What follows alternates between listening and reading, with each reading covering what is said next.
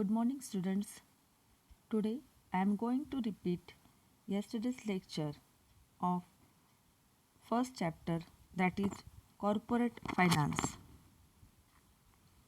As per your request, students, I am going to repeat this lecture because many of your friends yesterday said if I explain the lecture in little Marathi, then it will be easier for them to understand. So today I am going to explain the lecture in our language, that is your mother tongue, Marathi.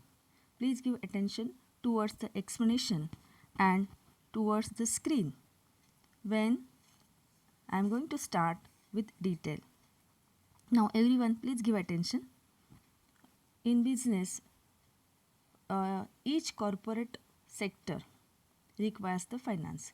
Corporate sector means what? Which sector? Business sector. Yes. म्हणजे तुम्हाला माहिती आहे की व्यवसाय करत असताना प्रत्येक व्यवसाय संस्थेला कशाची गरज असते? तर पैशांची. पैसा म्हणजे काय? इथे फायनान्स. ॲक्च्युली पैशाचीच वेगवेगळी ही नावं आहेत की जसं आपण याला पैशाला फायनान्स म्हणतो, मनी म्हणतो, कॅपिटल म्हणतो किंवा फंड्स म्हणतो. परंतु ते सगळं एकच आहे. पैसा, फायनान्स, कॅपिटल आणि फंड्स हे सगळं एकच आहे. जसं की तुम्हाला वेगवेगळी नावं असू शकतात, घरात वेगळं, कॉलेजमध्ये वेगळं, मित्रांमध्ये वेगळं, पण तुम्ही व्यक्ती म्हणून एकच आहे. तसंच या पैशाची वेगवेगळी याचा असा उल्लेख केला जातो. जेव्हा हा पैसा कॉर्पोरेट सेक्टर म्हणजेच कोणती तर बिझनेस कंपनीजकडनं यूज केला जातो, वापरला जातो, तेव्हा त्याला फायनान्स असं म्हटलं जातं किंवा कॅपिटल असं म्हटलं जातं. आणि जेव्हा आपण सामान्य माणसं पैसा वापरतो तेव्हा आपण काय म्हणतो? We have use money.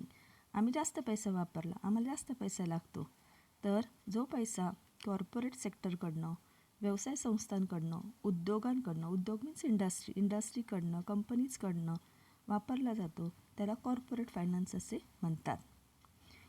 You know that money plays, or we can say finance plays, a very important role in business. In other words, we can say that it is a lifeblood for the business. Without finance, business cannot be conducted single activity.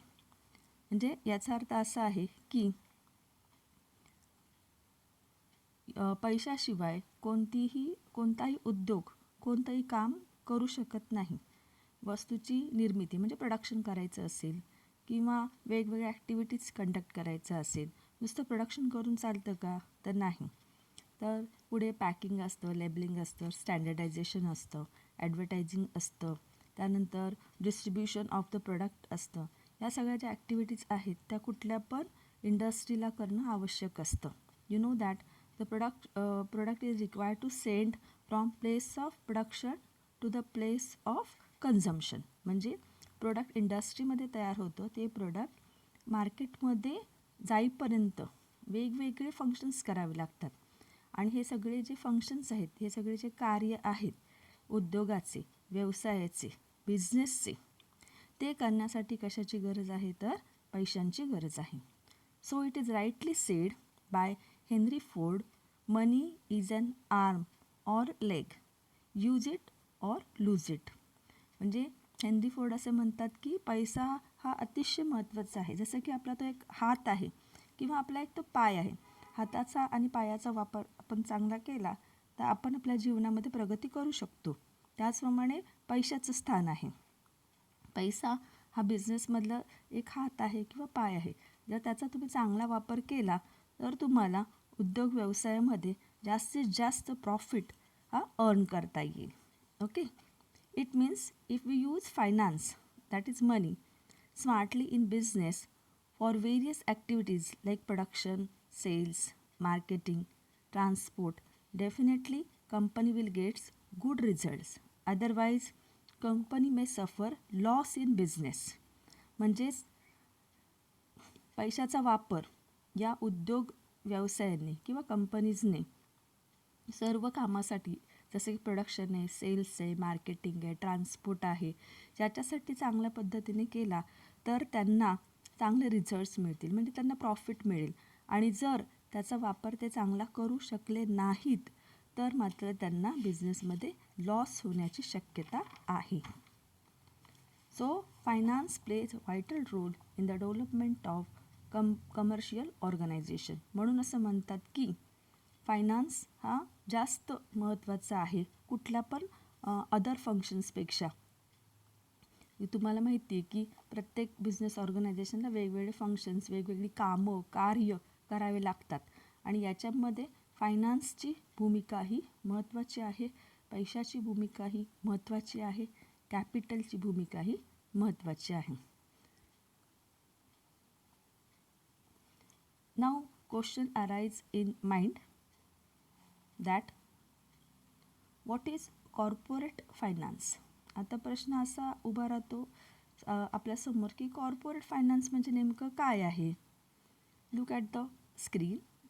According to the Henry Hoagland, corporate finance deals primarily with the acquisition and use of capital by business corporation. Read the definition carefully. I am reading it again for you. According to Henry Hogland, corporate finance deals primarily with the acquisition and use of capital by business corporation. आता या व्याख्येमध्ये महत्त्वाचं काय सांगितलेलं आहे तर corporate finance कशाशी related आहे बघा. Primarily with the acquisition. Acquisition म्हणजे टू ॲक्वायर म्हणजे मिळवणे. Okay. And second important word is use of capital by business corporation.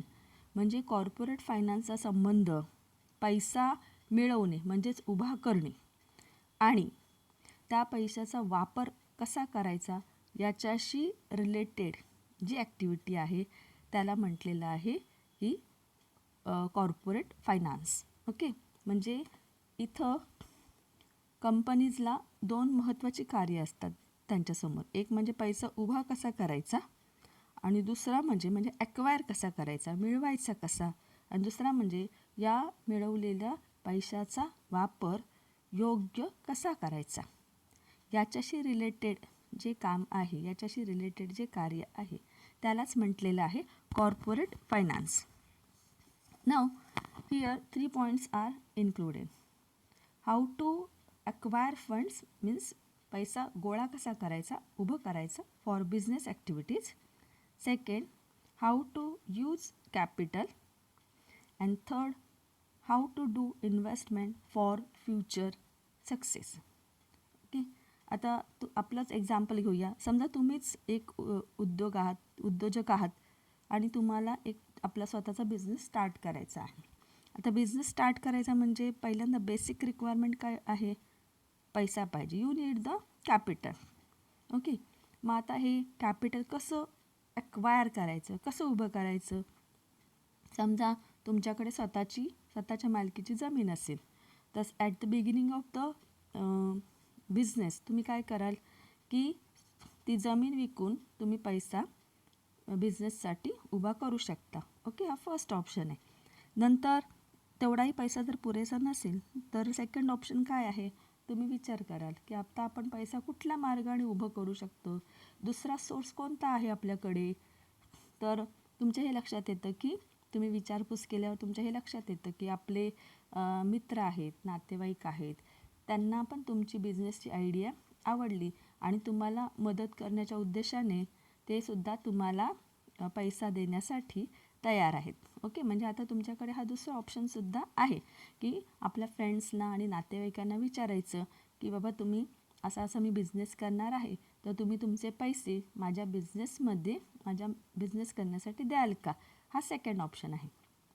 आता थर्ड ऑप्शन काय आहे तुमच्यासमोर की तुम्हाला जर असं वाटत असेल की नाही आपल्याला बिझनेस करत असताना फ्युचरमध्ये आपल्याला प्रॉफिट होईल की लॉस होईल याच्या बाबतीमध्ये आय एम नॉट शुअर, मला माहीत नाही की काय होईल, म्हणून मी माझ्या नातेवाईकांना आणि फ्रेंड्सला अडचणीत आणणार नाही. मग मी कुठून पैसा गोळा करणार. तर तिसरं ऑप्शन आहे बँक्स. किंवा अदर फायनान्शियल इन्स्टिट्यूशन. म्हणजे यांच्याकडे जाऊन तुम्ही बिझनेस प्रपोजल त्यांच्यासमोर ठेवून तुम्ही लोन घेऊ शकता. पण बँकेकडनं आणि फायनान्शियल इन्स्टिट्यूशनकडनं लोन घेत असताना मात्र तुम्हाला त्यांना काय द्यावं लागणार आहे, इंटरेस्ट द्यावं लागणार आहे. म्हणजे इंटरेस्ट ऑन लोन तुम्हाला पेड करावं लागणार आहे. ओके, तर हे जे इंटरेस्ट ऑन पेड आहे ते काय आहे, कॉस्ट ऑफ कॅपिटल. तुम्ही त्यांच्याकडनं जो पैसा घेणार आहात तो पैसा व्यवसायामध्ये गुंतवणार आहात, पण त्याच्यासाठी तुम्हाला बँकेला इंटरेस्ट द्यावं लागणार आहे. पण तुमचे जे फ्रेंड्स आहेत, रिलेटिव्ज आहेत, ते तुम्हाला मदत करायला तयार आहेत, ते पैसा द्यायला तयार आहेत. त्यांना मात्र इंटरेस्ट वगैरे तुम्हाला देण्याची गरज नाही आहे. आणि पहिला ऑप्शन होता तो म्हणजे तुमची स्वतःची लँड आहे, जमीन आहे किंवा घरात दागदागिने आहेत, ते विकूनसुद्धा तुम्ही काय करू शकता, बिझनेससाठी आवश्यक असणारा फंड उभा करू शकता. तर हे असे मल्टिपल ऑप्शन्स असतात आपल्यासमोर. मग यातला एकदम जो मोस्ट ॲप्रोप्रिएट आहे तो तुम्ही काय करता, सिलेक्ट करता आणि त्याच्या आधारे बिझनेससाठी आवश्यक असणारा जे कॅपिटल आहे ते तुम्ही रेज करू शकता. ओके, तर कुठल्याही बिझनेस ऑर्गनायझेशनलासुद्धा असेच मल्टिपल ऑप्शन्स त्यांच्यासमोर असू शकतात की ज्याच्या मार्गाने ते काय करू शकतात, आपल्या बिझनेससाठी आवश्यक असणारे जे कॅपिटल आहे ते रेज करू शकतात. See, for any organization how to allocate means again acquisition म्हणजे to raise capital, how to allocate funds, how to use funds and how to invest fund. All these three are the questions, and corporate finance deals with all these three. See, in any organization finance manager is appointed to look after all the activities related to finance, and finance manager is doing the detailed analysis of all different three options which are available for raising the funds, and then he select the most appropriate options for raising the funds and suggesting to board of director. Now here also for any business organization these three are very important points. It is necessary for the finance manager to do study about how to allocate funds, which sources are easily available for business. Then he has to think whether to raise funds by issuing the equity shares, preference shares, or issuing debentures, or whether to take loans from banks or financial institution. All these options are available to finance manager. He requires to choose right source of funds that have minimum cost. See, तुम्ही स्क्रीनवर बघू शकता आपल्या finance मॅनेजरकडे सुद्धा असे multiple options आहेत त्याच्यासमोर की ज्याच्याद्वारे कंपनी काय करू शकते, आपल्याला लागणारं जे कॅपिटल आहे ते रेज करू शकते. म्हणजे इक्विटी शेअर्स इश्यू करायचे का, की प्रिफरन्स शेअर्स इश्यू करायचे की जेणेकरून लोकांकडनं आपल्याला कॅपिटल मिळेल, किंवा मग डिबेंचर सेल करायची, की फायनान्शियल इन्स्टिट्यूशन आणि बँकांकडनं लोन घ्यायचे.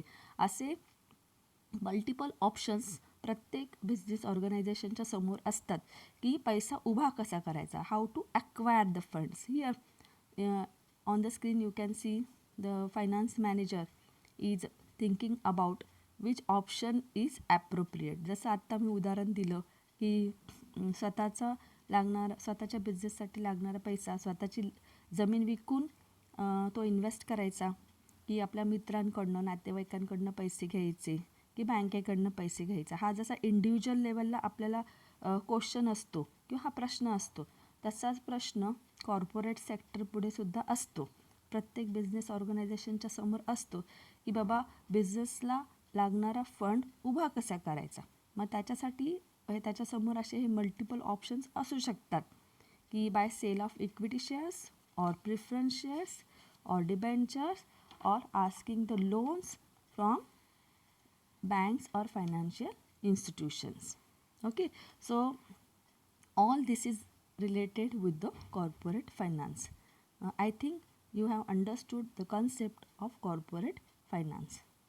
Now we are going ahead. What is the importance of corporate finance? There are 10 points which are explaining the importance of corporate finance. The first is decision making. The decision making म्हणजे काय तर see in any commercial organization, production, finance, marketing, advertising, selling plays a very important role. But among all these activities, the maximum importance is given to financial activities. So the importance of corporate finance is can be discussed with the help of all these following points. In that, first is helps in decision making. Business organization can raise capital for a longer period of time from capital market.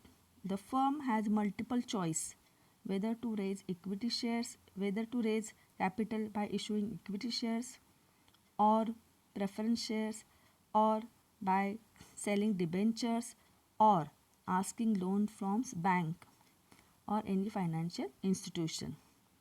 Here, finance manager has to take decision correctly by analyzing all these things. It means that corporate finance प्रत्येक finance मॅनेजरला मदत करतं.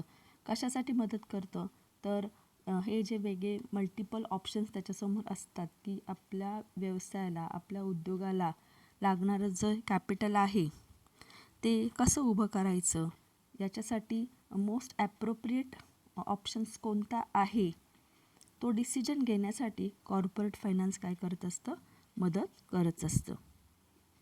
Then the second one helps in raising capital for a project. What does it mean? Whenever a business firm wants to start a new project, it needs to raise capital. Business firm can raise funds by issuing shares, debenture, bonds, or even by taking loans from banks. हे बघा, जेव्हा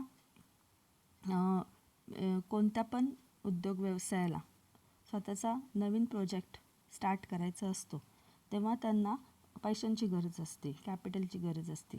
मग हे जे capital आहे ते कसं उभं करणार, तर ते काय करू शकतात की कॅपिटल मार्केटमध्ये शेअर्स इश्यू करू शकतात, डिबेंचर्स सेल करू शकतात, किंवा बॉन्ड्सची विक्री करू शकतात, किंवा मग बँकेकडनं किंवा फायनान्शियल इन्स्टिट्यूशनकडनं सुद्धा ते लोन घेऊ शकतात. Okay, now the third helps in research and development. तर helps in research and development म्हणजे काय? See, for growth and expansion of business, research and development must be undertaken by business organization. In today's competitive market, for survival and growth of business, research and development is very essential. आता research and development म्हणजे काय तर संशोधन. आता प्रत्येक ऑर्गनायझेशनला मार्केटमध्ये आपलं स्थान क्रिएट करायचं असेल तर त्या ऑर्गनायझेशनला रिसर्च अँड डेव्हलपमेंट हे करावंच लागतं. गेल्या वर्षी तुम्हाला आठवत असेल OCM टॉपिकमध्ये, या धड्यामध्ये, पहिल्या धड्यामध्ये रिसर्च अँड डेव्हलपमेंट कसं महत्त्वाचं आहे बिझनेस ऑर्गनायझेशनसाठी ते आपण शिकलेलो आहोत की कायम लोकांना, कन्झ्युमर्सला आपल्या प्रोडक्टमध्ये काही ना काही नवीन व्हरायटी हवी असते, त्यांना फीचर्स हवे असतात.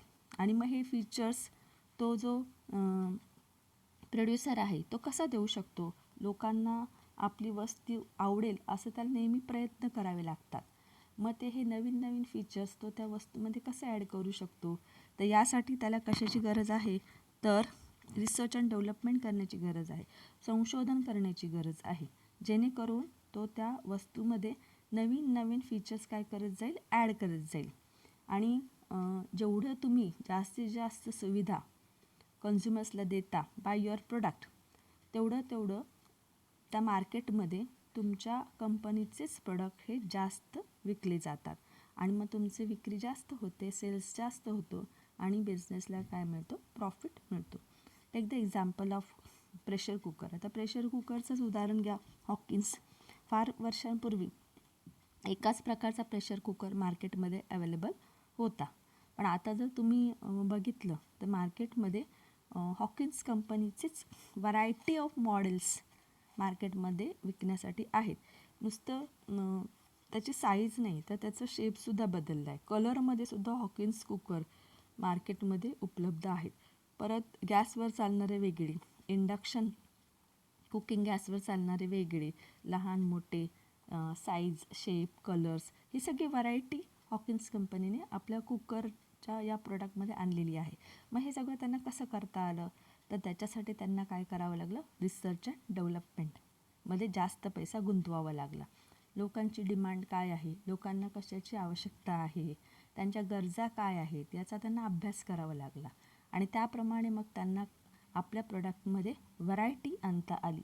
पण हे सगळं त्यांनी कशामुळे केलं, तर रिसर्च अँड डेव्हलपमध्ये पैसा इन्व्हेस्ट करून ते हे करू शकले आहेत.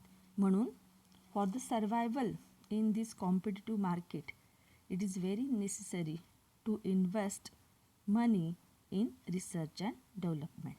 Okay, then here again the corporate manager is required to take decision how much amount of portion from the capital should be invested for the research and development. Okay, now go for the next fourth point, helps in smooth running of business. Now what is mean by helps in smooth running of business?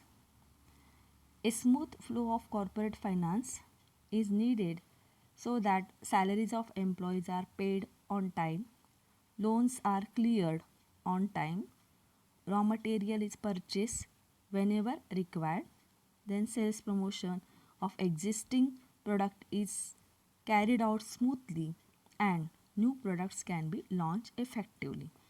आता बिझनेसच्या smooth रनिंगसाठी किंवा फंक्शनिंगसाठी कशाची गरज आहे, परत पैशांची गरज आहे. आता का गरज आहे पैशांची, तुम्हाला माहिती की प्रोडक्शन करत असताना वेगवेगळी कामं असतात. तर ती वेगवेगळी कामं कोणकोणती असतात, तर पर्चेस ऑफ रॉ मटेरियल आहे, त्यानंतर जे एम्प्लॉईज आहेत त्यांना वेळेवर पगार द्यावा लागतो, बरोबर. जे लोन घेतलेलं आहे त्याचे व्याजाचे हप्ते हे वेळेवर भरावे लागतात बँकेकडे आणि फायनान्शियल इन्स्टिट्यूशनकडे. आणि एखाद्या प्रोडक्टचं जर सेल्स प्रमोशन करायचं असेल तर त्याच्यासाठी सुद्धा बिझनेस ऑर्गनायझेशनला खर्च असतो. आणि इतरही अनेक व्यवसायामध्ये किंवा उद्योगामध्ये कामं असतात की जी पूर्ण करण्यासाठी पैशांची आवश्यकता असते. सो पैशाशिवाय कुठल्या पण बिझनेस ऑर्गनायझेशनमध्ये ती संस्था आपली रोजची कामं without any hindrance, without any difficulty करू शकत नाही. म्हणून कॉर्पोरेट फायनान्स मॅनेजरला या बिझनेससाठी आवश्यक असणाऱ्या पैशांची त्याला नेहमीच काय करावी लागते, तजवीज करून ठेवावी लागते, so that all the business activity will run smoothly without any difficulty. Okay, now the fifth point is brings coordination between various activities. Now what is the meaning of this? See, in all business organization different departments are there, like production department is there, then purchase department is there, sales department is there, then labeling and you can say grading department is there, then advertising department is there, and so on. Different departments are there in all business organization. The working of all these departments is totally depending upon the finance department. How it is?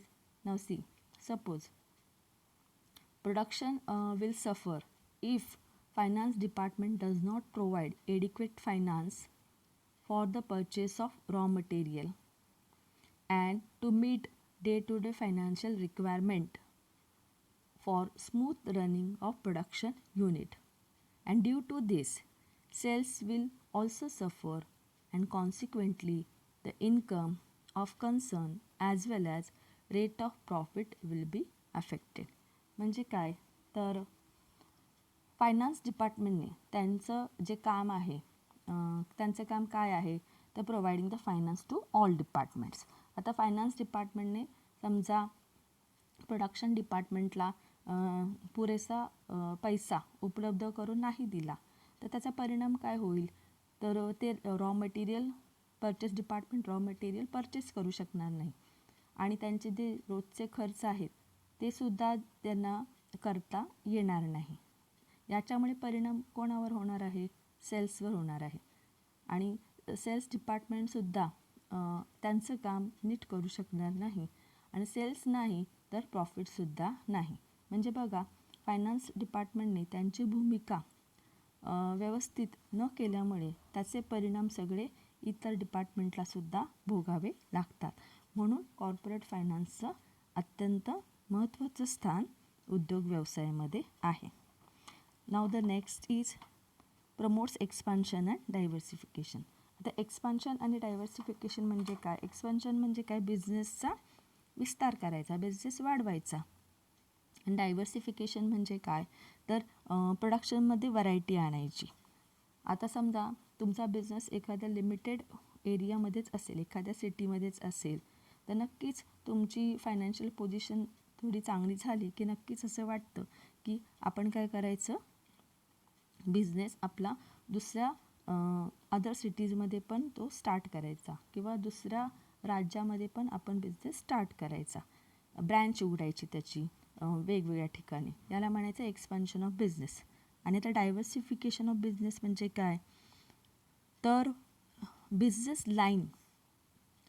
Line काय करायच्या वाढवायच्या. म्हणजे समजा एखादा उद्योजक पहिलं नुसतं readymade garments विकण्याचा तो उद्योग करत असेल तर आता त्याला वाटतं की नाही मी आणखीन दुसरा पण बिझनेस करू शकतो किंवा करणार आहे.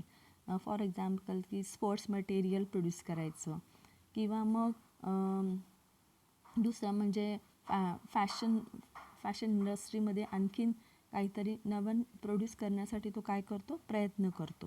त्याला म्हणायचं डायव्हर्सिफिकेशन. एक्सपान्शन म्हणजे विस्तार करायचा अँड डायव्हर्सिफिकेशन म्हणजे काय तर विविधता आणायची. नुसतंच एकाच टाईपचं प्रोडक्ट नाही तर वेगवेगळ्या टाईपचे प्रोडक्ट आपण काय करायचे प्रोड्यूस करायचे.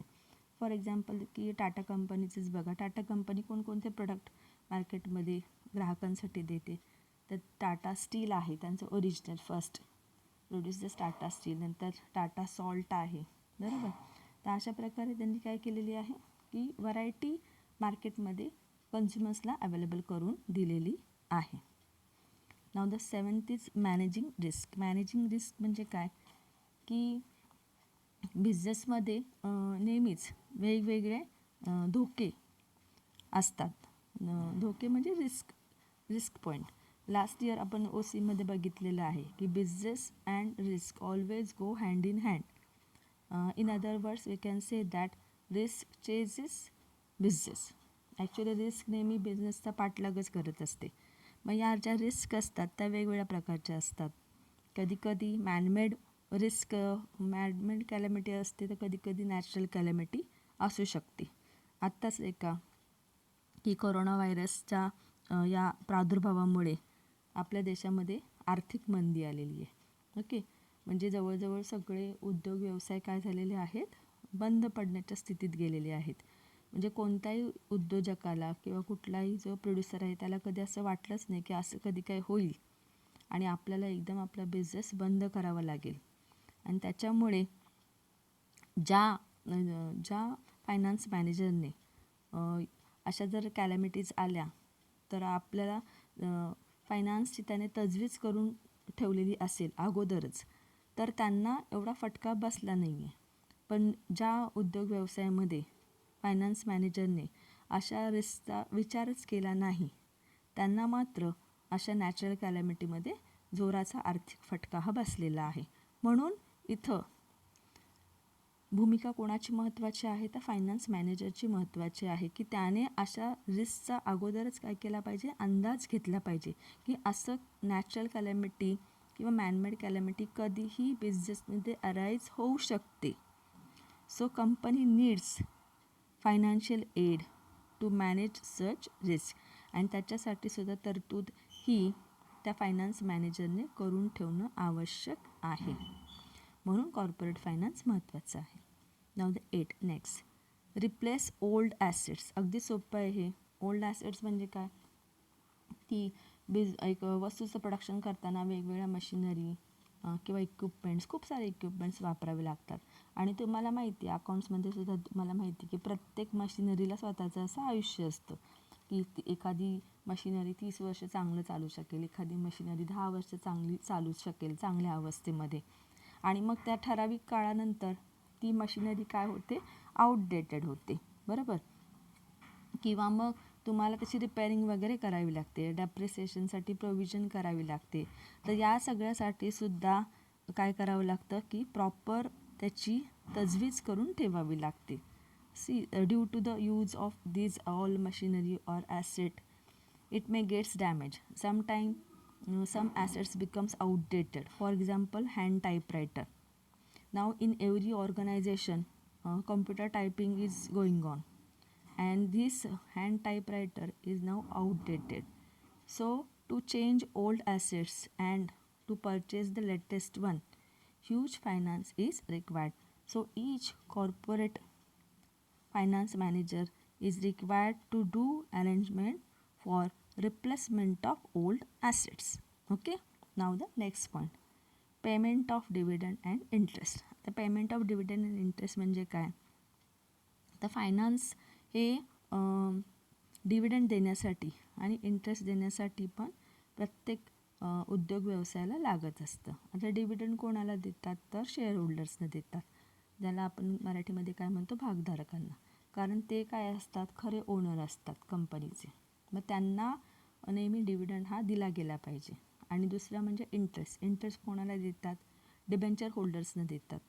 तर हे जे डिबेंचर होल्डर्स आहेत त्यांना पण इंटरेस्ट हा, त्यांनी पण आपल्याला पैसे दिलेले असतात कर्जाऊ. मग त्यांना पण त्यांनी केलेल्या इन्व्हेस्टमेंटबद्दल इंटरेस्ट वेळेवर देणं हे गरजेचं असतं. आणि यासाठी वेळेवर डिव्हिडंड आणि वेळेवर इंटरेस्ट देण्यासाठी कॉर्पोरेट फायनान्स मॅनेजरला त्याची पण काय करावी लागते, अरेंजमेंट करावी लागते. आता लास्ट आहे तो payment of taxes and fees. See, payment of taxes and fees means what, every company is required to pay taxes to government such as income tax, then goods and service tax, fees to registrar of companies on various occasions. So for this also finance is needed for paying these taxes and fees. म्हणजे प्रत्येक business ऑर्गनायझेशनला वेगवेगळे कर भरावे लागतात. Income tax असेल किंवा GST असेल, goods and service tax. त्याचप्रमाणे जो रजिस्ट्रार असतो, कंपनी रजिस्ट्रार असतो, तर वेगवेगळे डॉक्युमेंट फुलफिल केल्यानंतर किंवा ॲक्टिव्हिटी केल्यानंतर जी काही फीस असेल ती त्या रजिस्ट्रारकडे सुद्धा जमा करावी लागते. आणि यासाठी सुद्धा कशाची गरज आहे, तर फायनान्सची गरज आहे. So students, all these 10 points are explaining the importance of corporate finance. I think मला वाटते की आजच्या एक्सप्लेनेशनमुळे तुम्हाला बऱ्यापैकी कॉर्पोरेट फायनान्स म्हणजे नेमकं काय आहे याचा अर्थ समजला असेल. आणि कॉर्पोरेट फायनान्सचं महत्त्व काय आहे तेही बऱ्यापैकी आज लक्षात आलं असेल. तुमच्या रिक्वेस्टमुळे हा पॉईंट मी आज परत तुमच्यासाठी रिपीट केला आहे. तर लक्षात ठेवा, corporate finance deals primarily with the acquisition and use of capital by business corporation.